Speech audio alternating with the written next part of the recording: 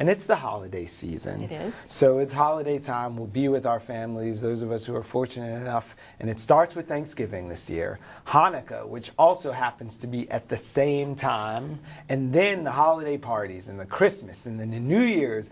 Food and alcohol consumption up, stress levels up, yes. and diving and driving in poor weather conditions. Drinking and driving. Drinking and Yes, driving is yeah. definitely not the move. But all of this stuff is going to add up to some maybe not so good health. Yeah, absolutely. But forewarned is forearmed. So we have asked 2 people here to give us some guidelines for how to stay healthy during the holidays. Again, Dr. Michael Lanigan, a specialist in emergency medicine and the director of the SUNY Downstate Bay Ridge Ambulatory Care Center, is with us.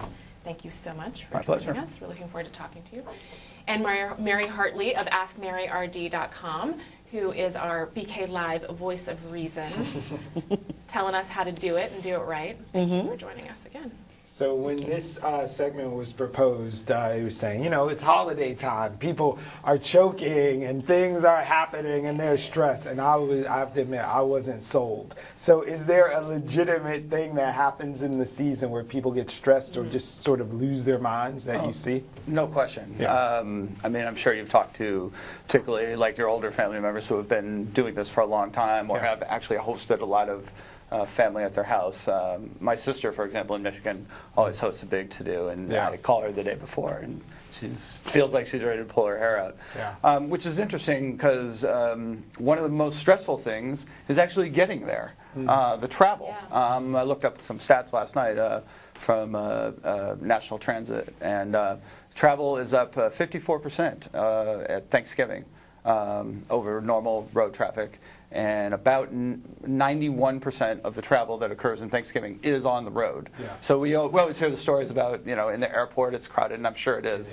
But on the road it's just as bad, if not worse. Throw in the fact you may have some hazardous driving, you know, wet and snowy, and it's a mix for something bad, you know, something bad to happen if you're not careful. So is this like heart attack season? Is there such a thing? Like, you think stress actually makes people sick this time of the year? It could. It could. So, you know, I try to think of this holiday, particularly Thanksgiving, breaking it down into different ways. The first is the travel, and I think the main lesson is slow down. Take your time. Get there in one piece. They can't have a celebration without you. So, you know, you want to go slow, and whether you are traveling by road, which most everybody is, or by air or bus, you know, just take your time. Try to enjoy the moment. Hopefully it won't be, you know, the weather won't be too bad. But again, you can't celebrate unless you get there. Sing songs in the car. Relax. Exactly. Okay. Then when you get there, inevitably there's somebody there that maybe you don't quite jive with too well. And I know you have a segment coming up on dealing with that. For me, this is the landing. I looked up various things last night on this. There was, of course, the kumbaya approach, you know, just make harmony with everybody. Hug it out right in the beginning. Right. And then there's the, you know, little ways you can sort of snip and kind of, I find this has worked for me. This has worked for me in the past. Approach the person that you think you might not want to have a lot of conversation with. Initiate the conversation yourself. That way you can talk about something you want to talk about. I always go to sports, that, particularly if I'm talking to males, that usually works.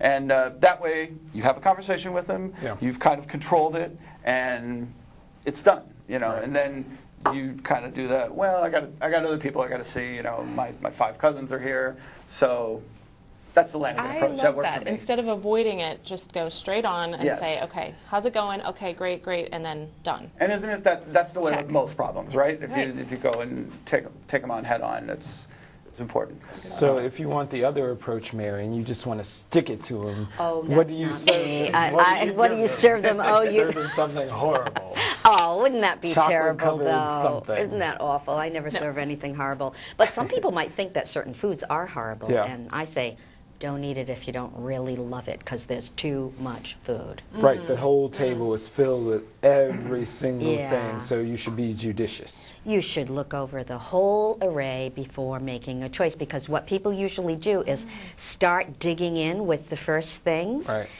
don't do that. There's too much. And so I'm not one to say, well, you know, eat your low-calorie foods and stuff. Of course, I believe that everybody should develop a love for vegetables and such, but it is Thanksgiving, you know, so you are going to see some favorites, and think it through. I mean, I don't know if there's room for everything. If you do love everything, then you just need a little bit. You just need a little bit, and you've got to...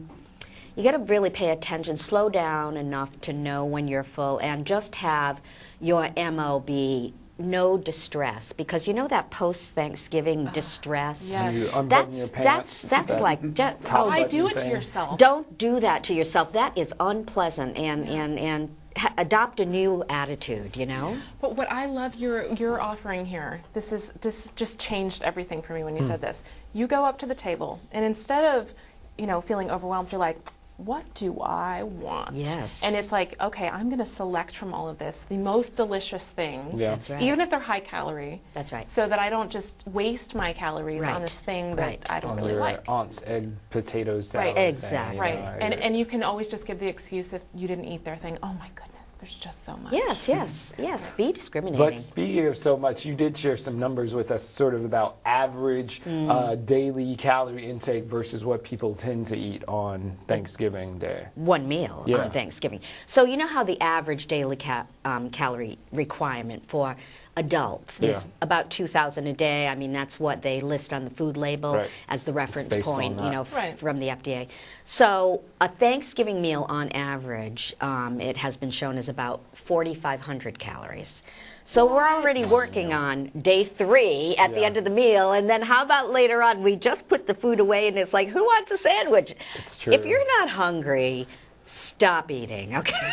Well, Dr. Lynn, you're a Michigander. You know this thing. So the food is all out, and like Mary said, 2 hours later, here comes Grandma with the little ham sandwiches, and like you're eating all over again. What do you do to cope with all of that, and to make sure that you're not just in distress from like top button versus like this could be a problem? Like I'm like, Yeah, I think in the house. Once you've had the meal, that's it. Nobody else touch the food. Yeah. Just let it be. It'll get cleaned up. It'll get put away. Yep, you can make you know, some bowls for people to take home, stuff like that. That's the other thing. If you don't want to overeat in the days ahead, if you were the host, get rid of it. Oh, you want to take a plate? You know, this could be your lunch tomorrow. That kind of thing. Yeah. I find that works, and I agree with what Mary's saying. You know, eat slowly enough so that you know that when you're full. That's it. I think the problem is there's so much food, and inevitably 2, 3, 4 people contributed, and somebody's not eating the green bean casserole that they brought, so you feel guilty, and you want to, you know, put a spoon there just so that person doesn't feel like they wasted their time. but is there a real sort of sign to look out for to say this is not discomfort? This could be something that needs medical attention versus, oh, I had too much green bean casserole. Yeah, well, I mean, throughout the whole year we get that. I can't tell you how many people come to the emergency room or even our urgent care center saying, Doc, you know, I had this feeling and, you know, kind of got up here. It felt like heartburn, but it's just not going away.